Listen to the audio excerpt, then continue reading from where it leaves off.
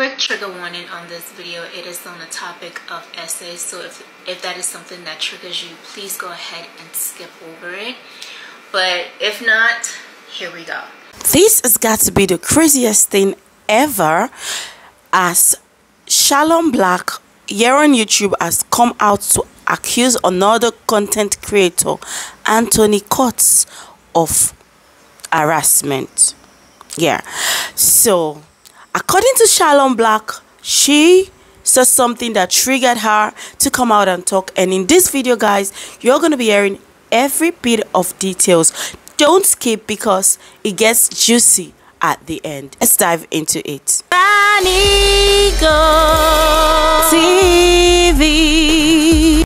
So a few days ago, I was scrolling through TikTok and I came across this video from Daniel. Now, if you were on Instagram in the 2010s, the man behind me changed hair history. He did everything amazing, from the wigs to the faux locks, everything. But when it comes to his bobs, back the fuck up, because he got it. Let's get into the iconic Anthony Coates, honey. This bob alone changed America. And if you think I'm lying, look at the impact. Bitches were literally making portraits, cartoons. The scissors that cut that bob need to be put in the book of Guinness World Records. Like, that bob is iconic as fuck. I was waiting on his Instagram post like the 1st and the 15th. Look at this. This is the same woman, but the versatility in his hands together made a whole nother woman. But he was also snapping on the makeup as well. He was coloring the hair.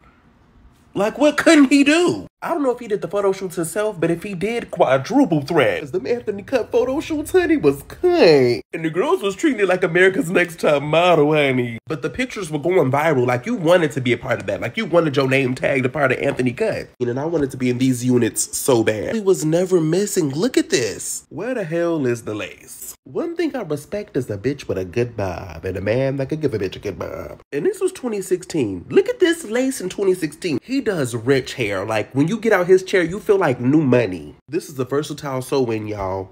That looks like that woman's hair. If you ever feel like donating a unit, let me be the first bitch you call. Anthony's a real stylist. Anthony is an icon. And please don't get it twisted, because Anthony's still eating it down. Hey guys, welcome back to the channel. My name is Princess Banigo, and you all welcome. To all my returnees, thank you. And the new people coming to this channel, please do well to subscribe to the channel. Give a big thumbs up because it helps the algorithm. Shalom Black on the street has been someone who we all know to just do our thing. Shalom is someone who has never been caught in drama. Not really. Like, she's not a troublesome person. She creates her content, does her fashion thing, and of recent, Shalom is pregnant. She's probably 6 to 7 months gone right now, and living her life with her boyfriend Charlie, and just, you know, enjoying a pregnancy journey. But something triggered to come outside and speak of the ill things that happened to her years down the line. And I will tell you guys more of what I think when we hear from Shalom.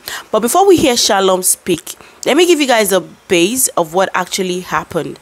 So according to Shalom, she was scrolling through, you know, the internet, and then she saw this video of someone praising her assaulter, or praising someone who had assaulted her in the past, saying this man is this, is that, is that. And Shalom could not stand it because she knew it wasn't that great. So she went into the comment section, left a comment that triggered this old drama. And let's just listen to what Shalom has to say. This video from Daniel speaking on how amazing Anthony Coates is, and all the fantastic hairstyles that he has done so many years ago, and how they have been so great. And me seeing that video triggered the hell out of me. Okay, I have avoided seeing him on my feed for so long, and seeing him being praised really triggered me. So not only do I know him as this amazing hairstylist, but I also know him as a sexual assaulter, because he sexually assaulted me in May of 2017 when I was 21 years old in Chicago in his hotel room. Even though it has been many years ago that this happened. I don't think I am fully ready to really speak on it, but because of seeing that video and me not being able to control my emotion at that moment, I left a comment under that video saying great hairstylist and a predator, and I kind of just left it as that. And I see the comments of people basically saying that I'm lying, or why would I say something like that and not have any concrete follow-up back, like talking about what exactly happened. And I completely get that, especially in the world that we are in now with false accusation. I see why people will question me. So I guess today, even though I don't think I was fully ready to speak on it, but since I let my emotion allow me to crack the can open, I might as well just open it all the way and talk about my incident that happened in 2017. In 2017, I was asked to join a hair wig tour alongside Anthony and Jazz. And around that time was when my videos really started to pick up on YouTube, and people kind of knew my story about being a burn survivor, being bald. So they did ask me to be a part of it. At first I was kind of like, what would I add to it, because I'm not a hairstylist. I'm not that great at doing wigs. Yes, I do my wigs. So being alongside Jazz and Anthony, I was a little bit intimidated, like what is going to be my role? But they told me I would just pretty much be a host, and I guess also having my name on the tour was kind of like a nice way to promote as well. Excuse me. And I was so excited for this opportunity because I'm just becoming a content creator and having the opportunity to travel the United States, and also to meet amazing creators like Anthony and Jazz. That was enough for me. Even though it wasn't paying that much, I was just like, absolutely, let's do it, sign me up. So I was super excited. So the first city I believe that we went to was Nashville, and that went amazing, and I met Anthony and Jazz on that trip, and yeah, it was just great. And I feel like Jazz was kind of like a big sister to me because she's been in the industry a bit longer than me, and she was a bit older than me. And Anthony, honestly, I've always seen his video, loved his video, but I always just thought like, this is, yeah, I probably shouldn't have assumed this, but I truly thought that Anthony was a gay man. So I never felt any like weird, I don't know how to say, like any weird feeling towards him, because I just thought, you know, maybe he's gay, he's just not out. That means I let my guards down. When we were in Nashville, I believe we probably, you know, we talked about it a lot, and one of those topics was probably on weed. And I remember saying like, yeah, I smoked weed before, but I never got high. Like, I don't think I know how to do it. And I remember Anthony saying like, oh, don't worry, like I would teach you, blase blase. Cool.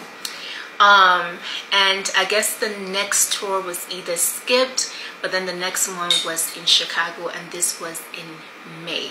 On this Chicago tour, Jazz did not stay in the hotel with us because she was actually based in Chicago, I believe, at that time. So she was home, and we did plan on going out the night that we came in. So this time I was sharing hotel room with the lady's daughter that is basically organizing the wig tour. And Anthony was like across our room. But anyway, so that night we planned on going out together, 3 of us. I'm not exactly sure, like I don't remember if we gave Jazz the wrong address of the hotel that we were staying at, or we just didn't calculate how far the club that we wanted to go to was at. But it came down to it, us not going to the club. And so when we decided that we're not going to the club, Anthony asked me if I wanted to come into his hotel room to smoke. And I was like, yeah, of course. Again, I did not feel any sense of like threat from him that he could do anything to me. Again, this is a well-known person, and around that time, me thinking, a well-known person would not do anything to like jeopardize, you know, their career. And at the same time too, I'm thinking, this is a gay man, like he wouldn't do anything to me. At least that's what I was thinking at that time. So I confidently went into his room with him and we sparked. And I remember taking about like maybe 3 puffs, and then in a few minutes I started getting high. And while I was like high, I noticed that I started laughing, and this is my first time like feeling the effect of weed. Okay, so I'm cracking up, I'm laughing. Now my body is like moving, I'm dancing because there was a sound coming from the TV, and I was just like dancing to it. I don't know why. I could hear him say like, you need to come sit down. Like he's laughing at me. He's like, you need to sit, you need to sit. And he ended up like pulling my hand to come and sit next to him on the couch. You know, and I thought that was fine at the moment until I started kind of feeling a bit uncomfortable with the way that he was like very, very close to me and kind of touching me. Like it was just a bit weird, and I was just like, okay, I don't know what's going on. Again, I'm not talking, I'm not saying any word, I'm just kind of like there. Almost felt like I have no control of my body or even my mouth to open. And then few moments later, he had pulled me up and he was like, come on, and he was like dragging me into the bed, and I can still see that room to this day. Like I don't remember the color, but kind of like the setup of the room. Like when you walk in, the couch is right here, the bathroom is a bit right here, and then right there is where the bedroom is. So he basically dragged me to the bedroom, and he had me like my head on the bed like so I wasn't even on the bed. It was just kind of like my head and the top part of my body just bent over the bed. And the next thing I know, he had pulled my underwear down.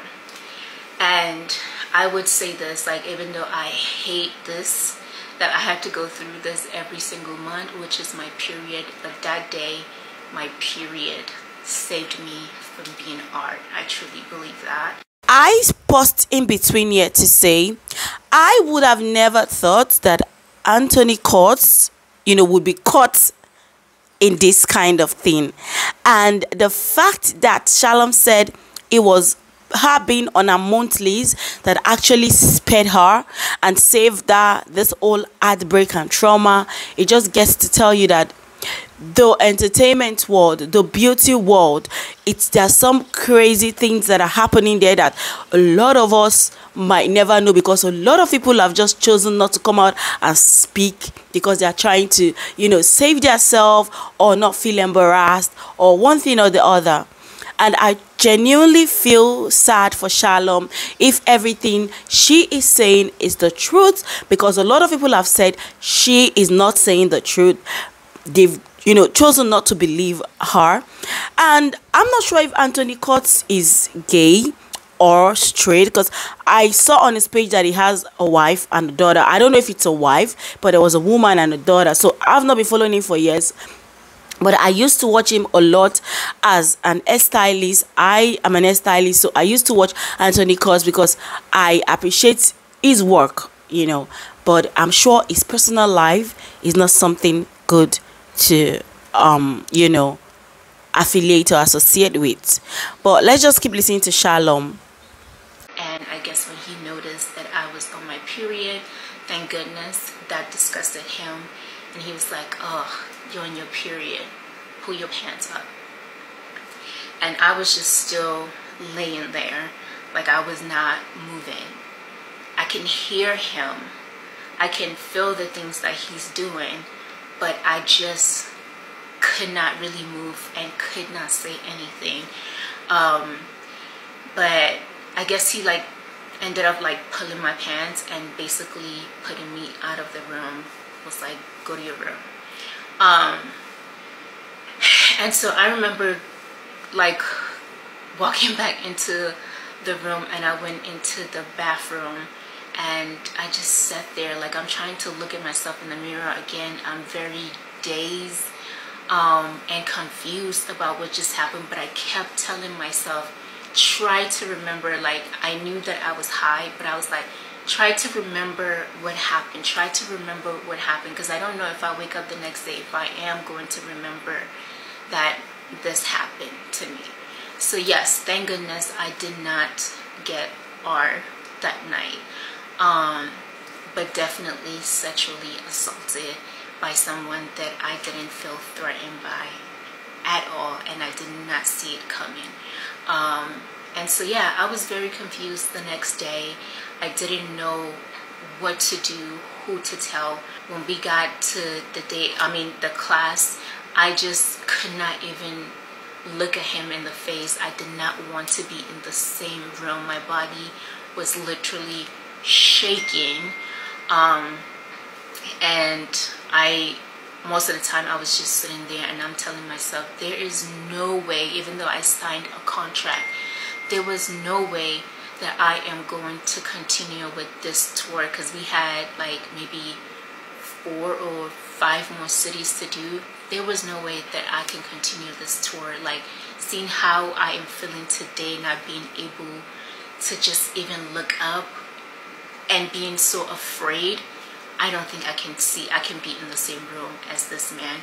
And I also didn't know like if I should report it, because I'm confused. Like, okay, yes, like he didn't arm me, even though I was sexually assaulted, but I also felt like I didn't fight back. I didn't say no, but I also didn't say yes. I couldn't consent to however way that I was being touched, filled on, and having my underwear pulled down. What case do I have? Like, you know, if I didn't say no, maybe to him that meant that I wanted that to happen to me. So I was very afraid. Now guys, hearing everything Shalom Black said in this video, what do you think? I'll leave you guys to be the judge. This could just be some would say it's not true, some would say, oh, I mean, like, probably she's just laying allegations. We don't know, and we don't know if, you know, Anthony Curtis is ever going to come out and speak about this. He might not, but I feel like Shalom has so much to lose if she comes out to, you know, just yap and lie about this. She actually showed us proof of the events that took place that made her to be in the same place as Anthony Curtis.